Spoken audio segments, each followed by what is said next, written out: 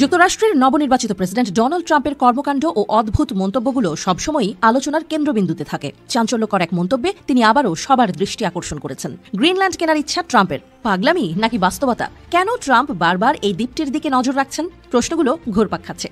কিভাবে এই বিশাল দ্বীপটির মালিকানা নিয়ে আলোচনা করা হচ্ছে? গ্রিনল্যান্ড পৃথিবীর সবচেয়ে বড় এবং ৮০% তুষারাবৃত দ্বীপ, যেখানে মাত্র ৬০,০০০ লোকের বাস। অথচ এর প্রাকৃতিক সম্পদ এবং ভূ রাজনৈতিক গুরুত্ব অতুলনীয়, যে কারণে ট্রাম্পের এই আগ্রহ একেবারেই শুধু অবাস্তব কোনো চিন্তা নয়। ২০১৯ সালে ট্রাম্প প্রথম এই দ্বীপ কেনার প্রস্তাব দিয়েছিলেন, কিন্তু তখন ডেনমার্কের সাফ জবাব ছিল গ্রিনল্যান্ড বিক্রি হবে না।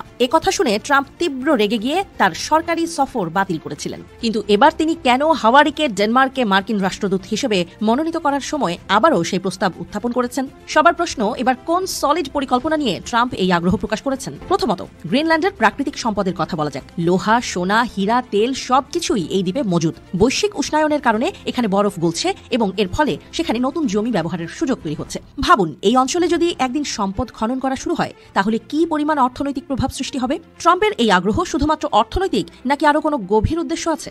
বহু বিশ্লেষক মনে করছেন এই পরিকল্পনার পেছনে আরও একটি কারণ হতে পারে ভূ রাজনৈতিক গুরুত্ব। গ্রিনল্যান্ড কেনার বিষয়টি শুধু অর্থনৈতিক নয়, মার্কিন সামরিক কৌশলও এখানে অন্তর্ভুক্ত। তাহলে কি ট্রাম্প ইউরোপে নিজের সামরিক শক্তি আরও বৃদ্ধি করতে চান?